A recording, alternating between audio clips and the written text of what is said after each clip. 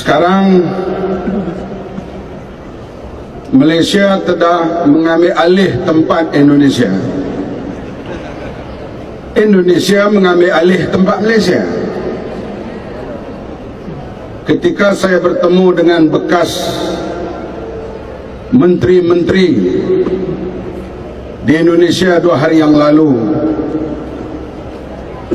saya beritahu mereka, kenapa kamu ambil alih tempat Malaysia?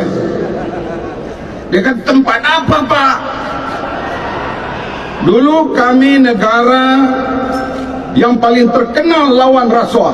Sekarang negara yang paling terkenal rasuah, terkenal lawan rasuah, diambil oleh Indonesia. Kami mengambil alih tempat Indonesia. Dulu Indonesia negara yang paling rasuah, sekarang Malaysia ambil alih.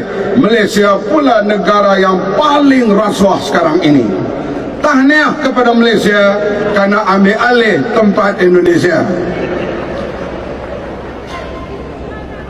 Bekas menteri yang saya bercakap itu, lepas pilihan raya dia diberi senarai oleh partinya untuk jadi menteri. Jokowi menghantar nama-nama cadangan parti-parti politik kepada KPK. Bila KPK menapis, 2 bekas menteri itu tak layak jadi menteri kerana dia bertaraf merah, kad merah. Parti itu terpaksa kemuka nama lain. Bila KPK, Badan Pencegah Rasuahnya, lulus, baru Jokowi angkat menjadi menteri.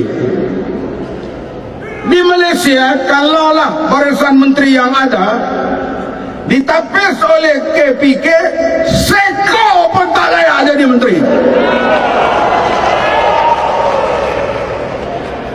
Bekas menteri itu bertanya saya, Badan Pencegah Rasuah Malaysia MACC di bawah siapa? Saya kata di bawah Perdana Menteri.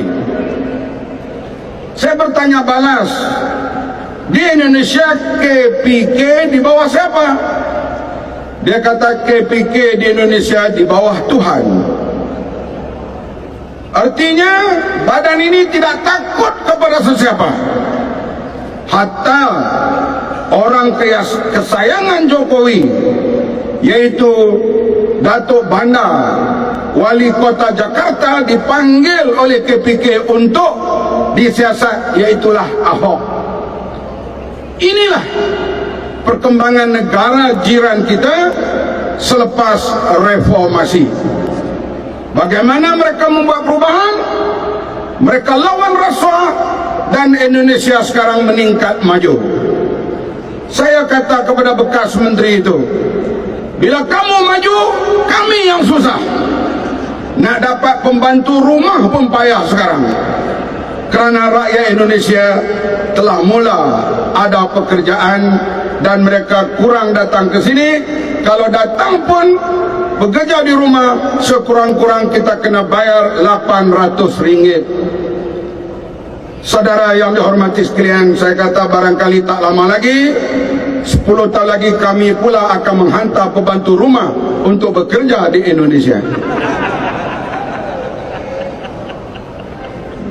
Kita boleh ketawa, tapi inilah dia Malaysia, tanah airku. Malaysia terkenal dengan sifat pemerintah yang begitu tegas. Sama ada zaman Tengku Rahman, zaman Tun Hussein On, zaman Tun Razak. Badan Pencegah Rasuah digeruni, terutama di bawah Datuk Harun Hashim, yang ditangkapnya menteri besar, menteri-menteri, didakwa di mahkamah dan didapati salah. Sekarang hadirin sekalian, Badan Pencegah Rasuah takut kepada polis, polis takut kepada Badan Pencegah Rasuah. Kadangkala Badan Pencegah Rasuah disiasat oleh polis, kadangkala polis disiasat oleh Badan Pencegah Rasuah. Kedua-dua badan ini tidak berani menyiasat Najib. Betul ke tidak? Polis takut kepada badan pencegah rasuah, badan pencegah rasuah takut kepada polis, kedua-dua badan takut kepada Najib, Najib pula takut kepada siapa? Najib hanya takut kepada Rosmah.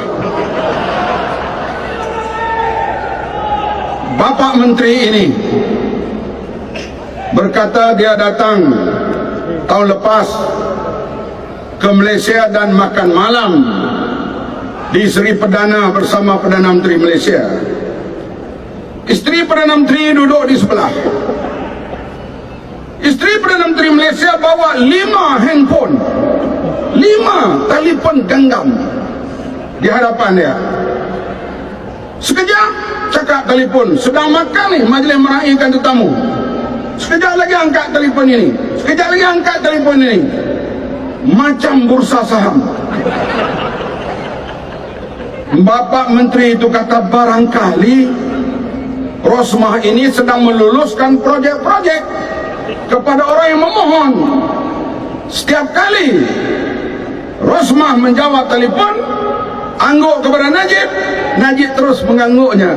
Tanya, bila Rosmah lulus, luluslah Najib. Saudara yang dihormati sekalian, masalah yang kita hadapi, Malaysia sekarang dipermainkan. Di Australia, di Indonesia, di Singapura, di England, sidang mencegah rasuah antara bangsa berlangsung di London. Najib pergi 2 hari selepas itu. Bila kita mempunyai Perdana Menteri yang takut, semua orang pegang dia, pegang bol, maka dia tidak berani buat sesuatu. Kita mempunyai Perdana Menteri yang berada dalam keadaan blackmail, ransom. Perdana Menteri yang jadi hostage, ditawan oleh dunia kerana skandal rasuahnya terkenal seantara dunia. Bukan kata dia takut kepada Perdana Menteri British, bukan takut kepada Perdana Menteri Australia, bukan malu kepada Perdana Menteri Australia, bahkan dia takut kepada Ketua Menteri Sarawak. Betul ke tidak? Bagi saya, hadirin sekalian, saya ulang lagi perkara ini. Apabila hampir 50 orang tak dapat masuk ke Sarawak, terutama sekali bila saya tak boleh masuk, tak apa, siapalah aku? Bagai melukut di tepi gantang, dibuang tidak berkurang, ditambah tidak penuh. Tetapi apabila Speaker Dewan Undangan Negeri Selangor tak boleh masuk ke Sarawak, bagi saya Perdana Menteri wajib interfere waktu itu. Wajib dia memberi teguran kepada Ketua Menteri Sarawak. Lebih dahsyat lagi, Ketua Menteri besar Azmin Ali tak dapat masuk. Ini perkara yang paling pelik dalam dunia. Nasib baik tak ada immigration untuk masuk Selangor. Kalau tidak, rakyat Sarawak tak boleh masuk Selangor. Tapi saya yakin Yang Berhormat Azmin Ali, kalau ada immigration pun dia tidak akan lakukan kerja bodoh yang dibuat oleh Barisan Nasional.